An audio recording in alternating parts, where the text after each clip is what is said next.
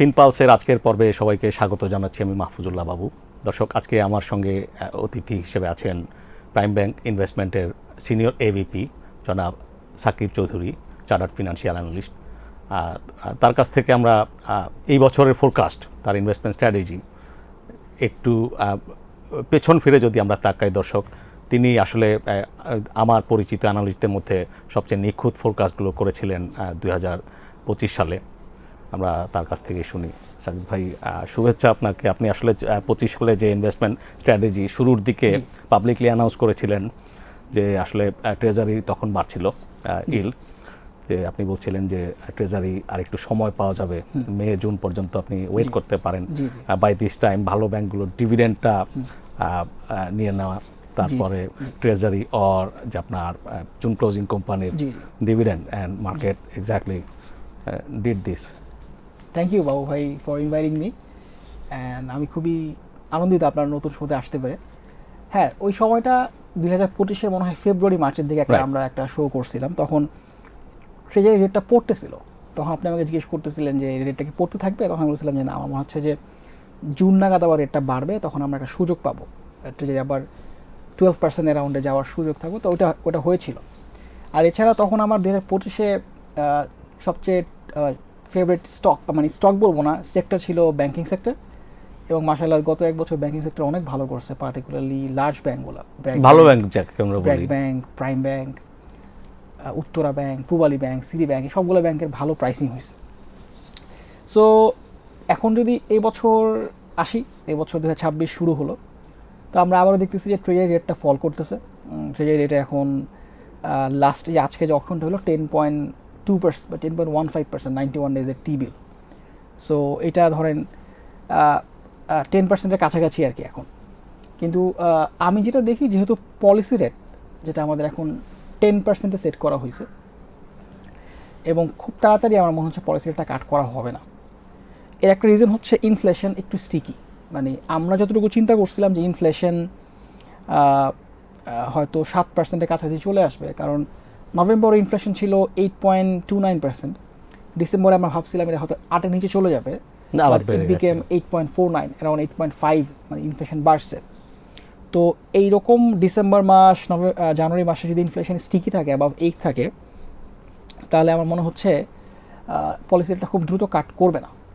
আর interim গভর্নমেন্টের মেয়াদ যেহেতু আর এক মাস আছে, এক মাসেরও কম, এর মাঝখানে তো পলিসি রেট নিয়ে তারা হাত দিবে না আমার মনে হচ্ছে। আর নতুন গভর্নমেন্ট ফর্ম হওয়ার পর they will also take some time, আমার মনে হয় they will not rush to cut the policy rate. So আমার ভিউ হচ্ছে ট্রেজারি রেট ফল করবে, যেহেতু লিকুইডিটি সিস্টেমে মানি সাপ্লাই বাড়তেছে। আমরা দেখছি গত এক বছরে ব্রড মানি প্রায় 9% গ্রোথ হয়েছে, মোস্টলি ব্যাকড বাই আপনার নেট ফরেন অ্যাসেটের গ্রোথ, মানে বেসিক্যালি রেমিটেন্স দিয়ে গ্রোথটা হয়েছে, ওই গ্রোথটা কন্টিনিউ করবে।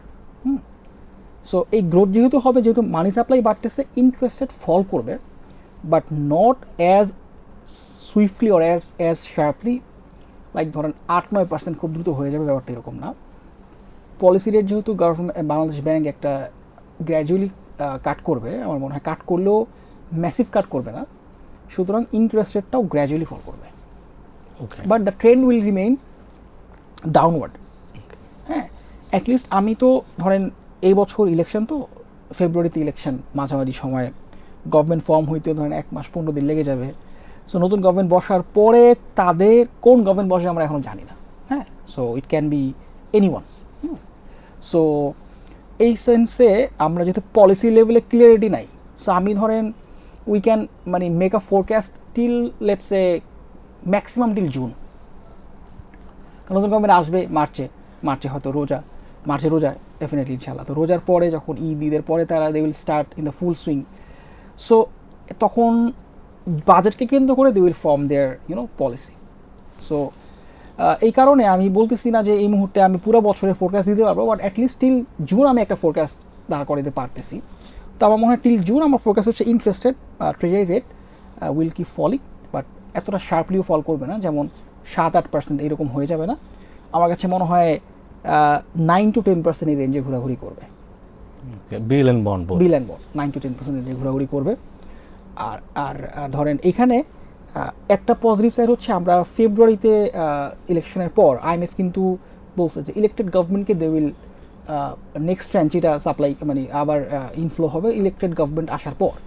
তো হোপফুলি ওইখানে একটা মানি ফ্লো আসতেছে, IMF-এর টাকাটা দেশে ঢুকবে, আর রেমিটেন্স তো আলহামদুলিল্লাহ উইল কিপ কামিং হোপফুলি। এখানে জাস্ট আমাদের রিস্ক ফ্যাক্টরটা হচ্ছে দুইটা। একটা হইতেছে যেহেতু আমরা আপনি দেখবেন যে রিসেন্টলি ট্রেড ডেফিসিট মানে এক্সপোর্ট গ্রোথ কিন্তু ভালোই ফল করছে, পার্টিকুলার ডিসেম্বর মাসে মনে এক্সপোর্ট অলমোস্ট মানে মোর দ্যান 10% ফল করছে। ইভেন 6 মাসেও গত 6 মাস ইনফ্যাক্ট গত 6 মাসে it was negative, I think around 2% down export overall. এবং as long as I remember July to November এই 5 মাসে আপনার ট্রেড ডেফিসিট বিল হয়েছে $1.5 বিলিয়ন, ট্রেড ডেফিসিট বাড়ছে। মানে গত বছর সেম টাইমে ছিল $7.9 বিলিয়ন, এই বছর এটা হয়ে গেছে 9.3। হ্যাঁ, সো $1.4 বিলিয়ন, অলমোস্ট $1.5 বিলিয়ন মতো ট্রেড ডেফিসিট বাড়ছে। এটা একটা অ্যালার্মিং সাইন। হ্যাঁ, যদি এক্সপোর্ট রিকভার না করে তাহলে কিন্তু আমার যেটা বলছিলাম যে নেট ফরেন অ্যাসেট দিয়ে আসলে মানি সাপ্লাইটা বাড়ছে, ওটা কিন্তু সাবডিউড হয়ে যাবে। মানে রেমিটেন্সের বেনিফিটটা এক্সপোর্ট ফল দিয়ে আবার সাবডিউড হবে, that is one. Number 2 risk হচ্ছে কমোডিটি প্রাইস যদি বাড়ে। এখন গ্লোবাল জিওপলিটিক্যাল ইস্যুর কারণে কিন্তু অলরেডি আমরা দেখছি অয়েল প্রাইস একটু বাড়া শুরু করছিল। এখন জীবন করে যেটা কীভাবে ইভলভ হয়, এই দুইটা আমার কাছে মনে হয় এখন মেজর রিস্ক আমাদের এই মুহূর্তে ইকোনমির জন্য।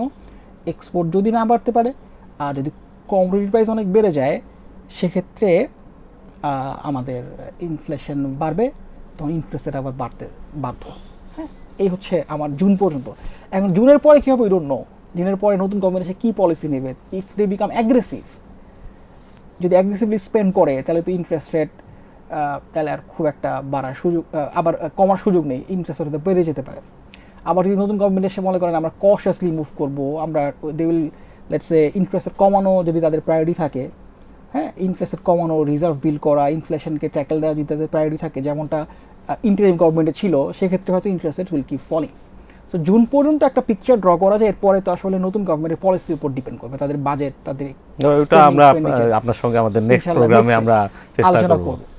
বাট টিল জুন আমার পিকচারটা হচ্ছে এরকম যে ইন্টারেস্ট রেট ফল করবে, but not massively, somewhere around the policy rate which should be between 9 to 10% আমার মনে হয়। ওকে, তো আপনার জন্য 2025 যেখানে কিনা যে অ্যাভারেজ ইনভেস্টরদের জন্য ইট ওয়াজ এ লুজিং ইয়ার, আপনার ট্রেজারি প্লাস হচ্ছে যে blue chip, I mean mostly bank, and পরের দিকে আপনার manufacturing sector, that was good year.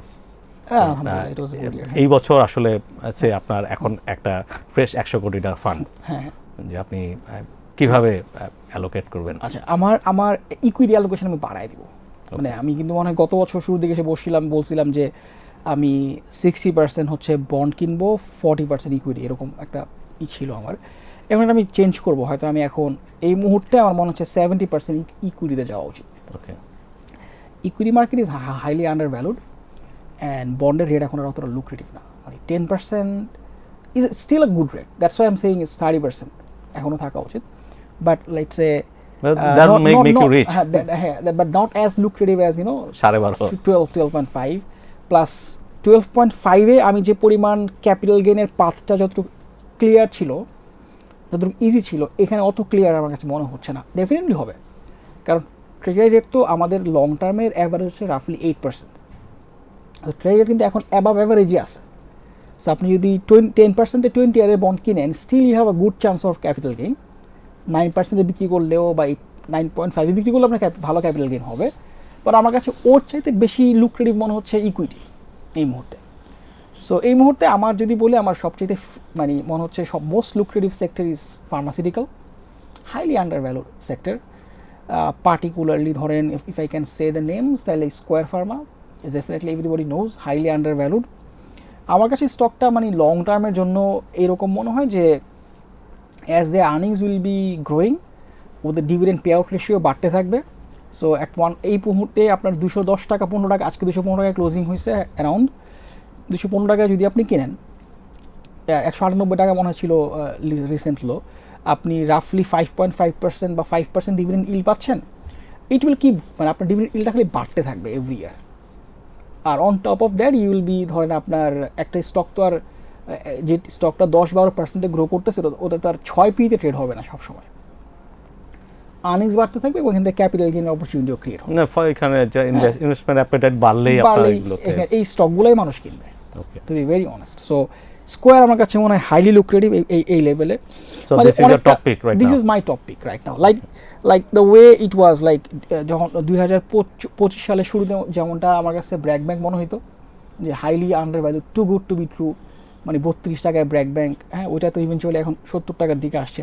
Same আমার কাছে এখন স্কোয়ার ফার্মাটাকে আমি বলেছি না ওই রকম লেভেলে প্রাইসিং হবে, বাট আমার কাছে এইটাকেও মনে হয় it's too good to be true.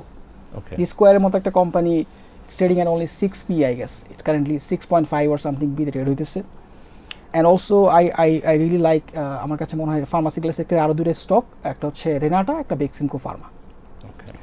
Renata particularly আমার কাছে মনে হয় যে স্টকটা is going through a transition phase, the company ওদের মানে ক্যাপিটাল রিস্ট্রাকচারিং হইতেছে। তো রিস্ট্রাকচারিং হওয়ার পরে যখন বেনিফিটসটা আর্নিংসে রিফ্লেক্টেড হবে তখন এইটার প্রাইসিংটা হবে। মানে স্টকটার আর্নিংস এক সময় 50 টাকা পার শেয়ার ছিল, এখন এটা কমে আসছে, কমে হয়তো এক্স্যাক্টলি আমার মনে হয়, but it became like very low, হ্যাঁ নেট প্রফিট মার্জিন, কিন্তু রেভিনিউ কিন্তু ফল করেনি। দ্যাটস ওয়াই লাইক রেনাটা, কারণ ওর মার্কেট শেয়ার বাড়ছে। একটা কোম্পানিকে তখন আমি আমার লিস্ট থেকে বাদ দিয়ে দিই যখন দেখি ও মার্কেট শেয়ার লুজ করতেছে। তারপরে টপ লাইনে ও হারাচ্ছে, ও বটম লাইনে আর কীভাবে সেভ করবে।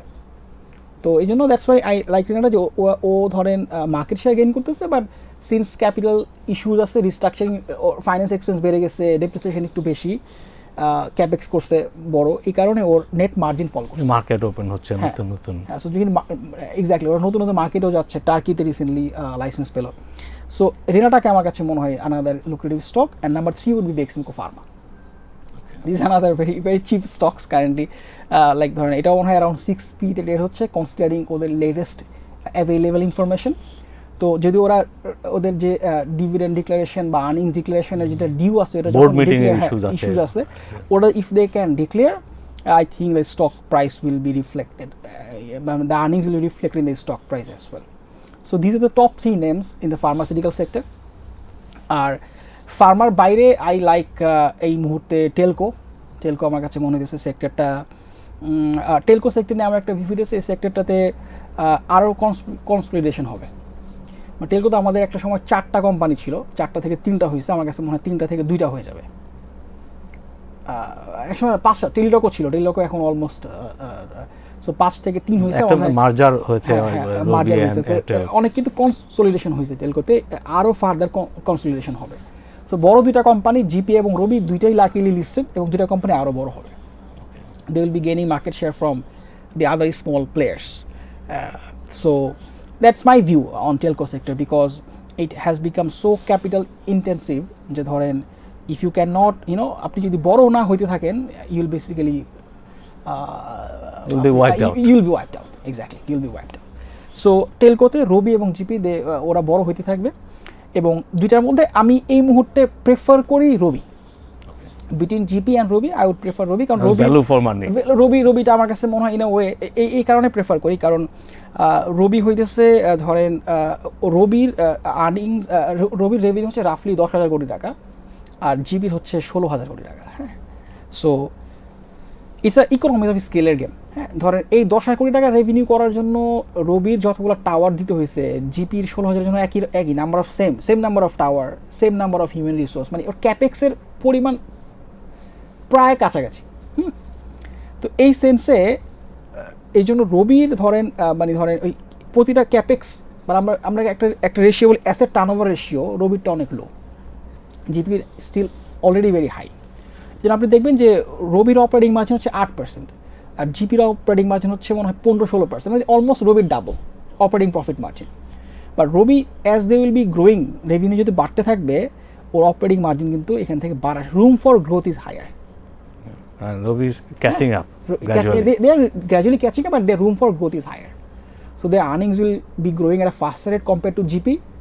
মানে জিপির 1 টাকা রেভিনিউ বাড়া, রবির 1 টাকা রেভিনিউ বাড়া, মানে কিন্তু সেম ইম্প্যাক্ট না on EPS. Robi will have a higher impact on EPS because of they have a operating margin expansion room. So ওদের আর্নিংসের রিফ্লেকশন হবে বেশি কম্পেয়ার টু জিপি। সো এই জন্য আমার কাছে জিপি। আর Robi is my preferred stock. রবিতে ডিসেন্ট একটা ডিভিডেন্ড ইল্ড আছে, প্লাস যেটা বললাম earnings will be growing faster. Number 2 I would say GP, because জিপিতে ডিসেন্ট বলবো না, মানে I would say very attractive dividend yield. মানে 250 টাকা 60 টাকা লেভেলে জিপি চলতেছে এখন, 260 টাকা প্রাইস। ও তো মানে যাই আর্নিংস করে ওটা ডিভিডেন্ড আকারে ডিক্লেয়ার করে। সো ওইখানে আমরা we can expect above 8% dividend yield from a blue chip stocks like Robi, GP. This is also like quite lucrative আমার মনে হয়। This are the 5 names I like. Telco আর ফার্মা বললাম। এর বাইরে I really like cement sector in a way, যে ধরেন সিমেন্টে particularly Lafarge. Lafarge is a company যেটা কিনা সিমেন্টের বাইরে যেও চিন্তা করতেছে। এটা আমাদের অনেকেই হয়তো জানবে না, আমাদের যারা লিসেনার, কারণ লাফার্জ কিন্তু দেখবেন যে এই বাজে সময়েও লাফার্জে কিন্তু রেভিনিউতেও গ্রোথ আছে, আর্নিংসেও গ্রোথ আছে। এটার ড্রাইভারই হচ্ছে ওদের একটা নতুন বিজনেস সেগমেন্ট, এটাকে বলা হয় অ্যাগ্রিগেট। বেসিক্যালি আপনার ঢালাইয়ের জন্য যে ছোট ছোট পাথরগুলো ইউজ করা হয় ওটা লাফার্জে, বাংলায় যেটা খোয়া বলে, খোয়া বলতে পারে হয়তো, খোয়া। ওইটা লাফার্জ ওদের খনি থেকে এখন উত্তোলন করে বিক্রি করতেছে, জাস্ট ক্রাশিং করে, পাথরটা ক্রাশিং করে ছোট করে বিক্রি করতেছে টু আদার। এই পুরো ব্যবসা হচ্ছে B2B ব্যবসা, B2C না, B2B। তো মানে আরেকটা রিয়েল এস্টেট ডেভেলপার বা গভর্নমেন্টের প্রজেক্টে বিক্রি করতেছে। তো এটা এখন এইটার ইন্টারেস্টিং পার্ট হইতেছে সিমেন্টে অপারেটিং মার্জিন হচ্ছে লেটসে 10 থেকে 15%, বাট অ্যাগ্রিগেট যেহেতু কস্ট নাই, কোনো নো কস্ট, জাস্ট ক্রাশিং। খনিটাও তাদের কোনো ব্র্যান্ডিং কস্ট নাই, কোনো আপনার গ্যাসের কস্ট নাই, ইলেকট্রিসিটি কিচ্ছু নেই, ক্রাশিং। খনিও ওদের এডিশনাল কোনো ম্যান পাওয়ার বা কোনো ক্যাপেক্সও লাগতেছে না। ওর অপারেটিং মার্জিন 50%, মানে 100 টাকার অ্যাগ্রিগেট বিক্রি করলে 50 টাকা অপারেটিং প্রফিট মার্জিন থাকে, মানে অলমোস্ট মানে বলতে পারেন প্রফিট বিফোর ট্যাক্স। আর সিমেন্টে থাকে 10 থেকে 15 টাকা। এই সেগমেন্টের এই সেগমেন্টে যেহেতু গ্রো করতে থাকবে, এটা এখন বাংলাদেশে ইম্পোর্ট ডিপেন্ডেন্ট। আর কোনো প্লেয়ার নাই লাফার্জের মতো যার খনি আছে, তো লাফার্জ হ্যাজ একটা কম্পিটিটিভ অ্যাডভান্টেজ। প্লাস যারা ইম্পোর্টার ওরা তো ধরেন ডেফিনেটলি ডলার প্রাইস, তারপর ইম্পোর্ট রেস্ট্রিকশন, কত কিছুর মধ্যে দিয়ে যায়। ওর তো কোনো ওরকম কোনো রেস্ট্রিকশন নাই। সো লাফার্জের জন্য ইটস মানে I would say game changer for Lafarge. মানে ওর বিজনেসটার এখন কিন্তু 20% হচ্ছে অ্যাগ্রিগেট, গ্র্যাজুয়ালি এর কন্ট্রিবিউশন বাড়তে থাকবে। Lafarge as a company margin কিন্তু বাড়তে থাকবে। Not only revenue will grow, margin will also expand. তো লাফার্জের EPS over the next 2-3-4 years significantly, মানে আর্নিংস সিগনিফিকেন্টলি গ্রো করবে মার্জিন পার্সপেক্টিভে চিন্তা করলে। সো লাফার্জ আমার কাছে মনে হয় highly lucrative at this level. Also it offers a good, very decent dividend yield at the current price level. So I would say Lafarge. এর বাইরে আমার আর তেমন কোনো সেক্টর মানে কোম্পানি এই মুহূর্তে মনে হচ্ছে না invest. These are basically top 6 pix. Banking sector আমার এখনও ভালো ভালো ব্যাঙ্কগুলো অবশ্যই পছন্দ। ব্যাঙ্কস লাইক যে ব্যাঙ্কগুলোর নামে বললাম, ব্র্যাক ব্যাঙ্ক, প্রাইম ব্যাঙ্ক, হ্যাঁ, these are good banks. But আমার মনে হয় যে তাদের একটা লেভেল অফ প্রাইসিং হয়েছে। So hold or sell? These you can hold them. মানে নাথিং টু বি লাইক অনেক বেশি ওভারলোড হয়েছে তা না, but I think they are close to fair value. Even I also like আমার কাছে IDLC I also like, it's a good company. But আমার কাছে মনে হয় যেমন ফর এক্সাম্পল আইডিএলসির আমার কাছে মনে হয় 40 টাকা রেঞ্জে it's very close to the fair value. মানে they are still undervalued, but not as much as let's say Square Pharma or Lafarge or Beximco Pharma. মানে স্কোয়ার, Lafarge, Bexinco Pharma, Robi, they are offering far more, upside compared to banks. Banks are good; they are close to fair value. They also have upside of, let's say, to some extent, but not as much as Lafarge or Bexinco Pharma is offering. These are my top 6 picks for this year. Cyclical sector যেগুলো, cyclical sector তো অনেক বাংলাদেশে ধরেন for example যদি বলি cement একটা cyclical sector, তারপরে স্টিলও cyclical, তারপরে যেটা আমরা দেখি যে ধরেন automobiles, they are also cyclical. এই সেক্টরগুলো ক্যাচ আপ করবে ইলেকশনের পর, এরাও ক্যাচ আপ করবে। সিমেন্ট আমি বলি না, লাফার্জ।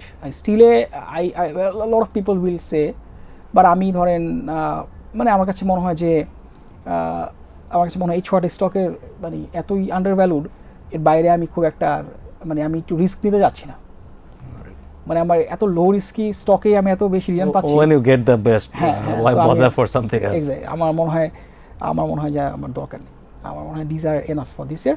এর বাইরেও যদি কেউ ব্যাংক কিনতে চাইলে রিসেন্ট ব্যাঙ্কগুলো তো কেনাই যায় definitely. This are good banks. আপনি গতবারের মতো এরকম চেষ্টা করবেন কিনা যে ব্যাংক থেকে আসছে, ডিভিডেন্ড সিজন আসছে। না ডিভিডেন্ড তো ব্যাংকের ডিভিডেন্ড তো আমি এটাই বললাম, যদি কেউ ব্যাংক হোল্ড করে থাকে ডেফিনেটলি এই ব্যাংকগুলো থেকে ভালো ডিভিডেন্ড পাবেই। কিন্তু এর বাইরেও ধরো এই যে ম্যানুফ্যাকচারিং কোম্পানিগুলো তো ডিভিডেন্ড ভালো, ভালো, লাফার্জও ডিসেম্বর এন্ড কোম্পানি, জিপিও ডিসেম্বরে, রোবিও ডিসেম্বর এন্ড, তিনটা স্টকই কিন্তু ডিসেম্বর এন্ডিং। তো এরাও they will be declaring good dividends very soon. So এই স্টকগুলোতে থাকা উচিত আমার মনে হয়। আর এর বাইরেও ব্যাঙ্কগুলো তো থাকতেই পারে, মানে বললাম এই ব্যাঙ্কগুলো definitely these are good companies, BRAC Bank, Prime Bank, City Bank, Uttara Bank, Pubali Bank, হ্যাঁ, they offer good dividend yield, হ্যাঁ, considering stock dividend, cash dividend both. So you can buy these stocks, but these are not my top picks this year. আপনি তো investment banking নিয়ে এখন কাজ করছেন। জি, আসলে ইকোনমিতে প্রচুর সেলার, অনেক কোম্পানির আমরা যেটি শুনতে পাই, আপনি কি অবজার্ভ করছেন? That's true. আমাদের কাছে এখন বেশিরভাগই প্রাইভেট যে ডিলগুলো আসে বেশিরভাগই আসলে সেলসের ডিল আসে, মানে they want to sell out. তো বাট বাই সাইডে মানে ট্রানজাকশন অ্যাডভাইজারি যে মানে বাই সাইডের পার্টটাতে খুবই ড্রাই, মানে তেমন কোনো বায়ার নেই। ধরেন সেলগুলো মোস্টলি আরএমজি অ্যান্ড টেক্সটাইল সেক্টরের, এছাড়া ছোটোখাটো ধরেন কেবল ইন্ডাস্ট্রিতেও এরকম সেলের ডিল আছে। We have offers like tea গার্ডেনও সেলের অফার আছে, এরকম মানে ভেরিয়াস সেগমেন্ট থেকে সেলের অফার আছে। মোস্টলি যে আপনার যে পলিটিক্যাল পালাবদলের কারণে পলিটিক্যাল ইস্যু আছে, নন পলিটিক্যাল এমনিতেও ফাইনান্সিয়াল স্ট্রেস থেকে অনেকে সেল করতে যাচ্ছে, তো সেলের অফারগুলোতেও বায়ার পাওয়া যায় না। তারপরে আবার অনেকে থাকে যে সেল যদি নাও করতে পারি রিস্ট্রাকচারিং করা, যে ইকুইটি রেজ করা, হ্যাঁ, ইকুইটি পার্টনার অনবোর্ড করা, এরকম অনেক offer. We are working on a few deals, but the thing is buy সাইডে it's very dry, it's almost non existent, মানে বায়ার পাওয়াটা এখন খুবই মানে চ্যালেঞ্জিং। অনেক লুক্রেটিভ ডিলেও কোনো বায়ার নেই, everybody is waiting for an election, and if the election happens swiftly and smoothly, তাহলে হয়তো আফটার দ্য ইলেকশন গভর্নমেন্ট ফর্মেশনের পরে তারপরও খুব যে এমন না যে মানুষ রাশ করবে, people will slowly move ahead. আমার কাছে মনে হয় 2026 will be an interesting year, মানে things will stabilise but it will also be gradual. মানে এমন আছে শার্প করে ধরুন ইনফ্লেশন পড়ে যাবে, হ্যাঁ, রিজার্ভ, মানে আমার মনে হয় এটি একটু সময় লাগবে, নতুন যারা আসবে তাদের পলিসির উপর ডিপেন্ড করে, বাট ইটস মাই ভিউ যে things will take a bit time for মানে এই যে আমরা যে গত 1.5 বছর একটা রিকাভারির ফেজ দিয়ে গেলাম, এই রিকাভারি থেকে গ্রোথে যেতে হলেও আরও একটা বছর অ্যাটলিস্ট লাগবে আমার মনে হয়, for consolidation for stabilisation overall. হ্যাঁ, মানে এমন না যে এই বছরের মার্চ থেকে গ্রোথ শুরু হয়ে যাবে, যে ক্রেডিট গ্রোথ, মানে ব্যাংকের তো ক্রেডিট গ্রোথ এখন হিস্ট্রিক্যালি লো। নভেম্বর মাসে মনে হয় ইট ওয়াজ 6.5, ডিসেম্বরে মনে হয় 6.7, মানে একটা ইকোনমিতে ক্রেডিট গ্রোথ হচ্ছে 6%, 6.5%, ইনফ্লেশন ইজ ইভেন হায়ার। তার মানে বুঝতেই পারতেছেন তেমন কোনো ইকোনমিক অ্যাক্টিভিটি নাই, যাই হচ্ছে মোস্টলি কমোডিটি ইম্পোর্ট হইতেছে টু ক্যাম্প, তেমন কোনো বিজনেস এক্সপ্যানশন কোনো কিছুই নাই। তার মানে ব্যাপারটা এরকম না যে মার্চ থেকে ইলেকশন হওয়ার পর মার্চ থেকে ক্রেডিট গ্রোথ ধাপ করে 10% হয়ে যাবে, it will take a lot of time, মানে গ্র্যাজুয়ালি হয়তো বাড়তে by the end of the year হয়তো things will index expectation. So index নিয়ে আমি সবসময় একটা জিনিস ফলো করি ভাই, সেটা হচ্ছে ইন্টারেস্ট রেট। মানে উই হ্যাভ হিস্ট্রিক্যালি সিন যখন ইন্টারেস্ট রেট ফল করে ইন্ডেক্স অলসো ইনক্রিজেস, মানে দ্যার ইজ আ, মানে বলবো যে এক রকমের রিভার্সাল বা রেসিপ্রোকাল রিলেশনশিপ আছে। ইন্টারেস্ট রেট ফল করা মানে হইতেছে টাকা মানি মার্কেট থেকে ক্যাপিটাল মার্কেটে মুভ করে এবং ক্যাপিটাল মার্কেটে ইন্ডেক্স বাড়ে। যেহেতু ইন্টারেস্ট রেট ফল করবে ইন্ডেক্সও, আমি ইন্ডেক্স নিয়েও পজিটিভ এই বছর।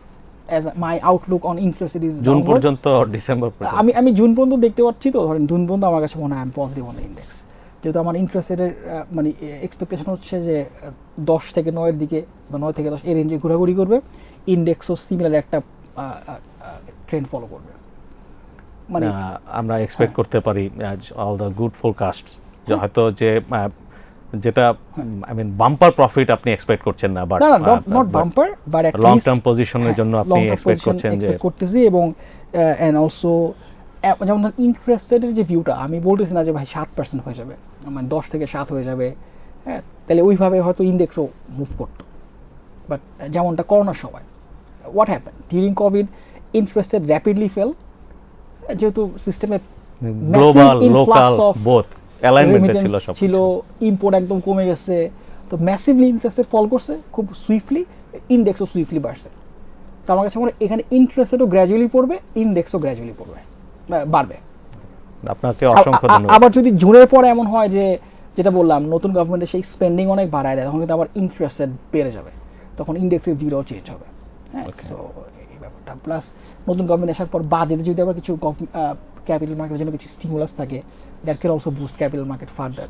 সো অনেক কিছু ডিপেন্ড করবে বাজেটের উপর। এই জন্য আমি টিল জুন একটা ভিউ দিতে পারলাম যে gradual decline of interest rate and also gradual upside in the index. যেহেতু আপনি প্রসঙ্গটি এনেছেন বাজেটের কথা, ফিসকাল স্পেস আসলে ন্যারো হয়ে আসছে বাংলাদেশের জন্য, এইটা আপনার জন্য কতটা কনসার্ন? মানে fiscal space in terms of revenue collection, I mean fiscal space থেকে আপনার যে ফিসকাল ইনসেন্টিভ গভর্নমেন্ট আর খুব একটা দিতে পারবে না। হ্যাঁ, এটা তো আইএমএফ এরও আছে, মানে রেস্ট্রিকশন আছে। এটা তো ডেফিনেটলি আসলে এটা আসলে সাস্টেনেবলও না ফর অ্যান ইকোনমি। হ্যাঁ, আপনি কতদিন ধরে সাবসিডি দিবেন, হ্যাঁ, যেখানে আপনার ট্যাক্স রেভিনিউ বাড়তেছে না, but you are subsidising. So basically এটার কারণে ইভেনচুয়ালি ডেট বার্ডেন বাড়তেছে। সো ইভেনচুয়ালি কিন্তু এটার কারণে কিন্তু ডেট বার্ডেনটা গ্র্যাজুয়ালি বাড়ে। এটা ওয়ান অফ দ্য রিজনস যে ডেট বার্ডেন বাড়তেছে, apart from the large projects, this is another reason যে we are giving lot of subsidy but we don't have any tax revenue. So এটাকে rationalise করতেই হবে, otherwise it's not sustainable as an economy, will collapse. হ্যাঁ, so thank you Shakib ভাই। আমরা প্রোগ্রামের শেষ দিকে চলে এসেছি থেকে যেটি তার বক্তব্যের সামারি হচ্ছে যে 2026 হবে ইমপ্রুভিং ইয়ার, বাট মানে যেটা আমরা খুব সুদের হার খুব দ্রুত কমবে না, যে কারণে শেয়ার বাজারের সূচক খুব বেড়ে যাবে না। বাট জুন পর্যন্ত তিনি ফোরকাস্ট করছেন ফর যে পলিটিক্যাল ক্লারিটি অ্যান্ড আদার্স, এগুলো দেখার জন্য তিনি জুন পর্যন্তই তার ফোরকাস্টগুলোকে লিমিট করছেন। যে বেশ কয়েকটা 6টা স্পেসিফিক স্টকের তার অ্যানালাইসিস আমরা পেয়েছি। 70% হচ্ছে ইকুইটির জন্য তিনি অ্যালোকেট করবেন, আগের চাইতে বেশি, আর বাকিটা মার্জিন অফ সেফটি আর হয়তো বিল বন্ডে পার্ক করবেন। বিনিয়োগ হোক নিরাপদ। অনুষ্ঠানটি ভালো লাগলে লাইক করবেন, শেয়ার করবেন। পরের পর্বে দেখা হচ্ছে।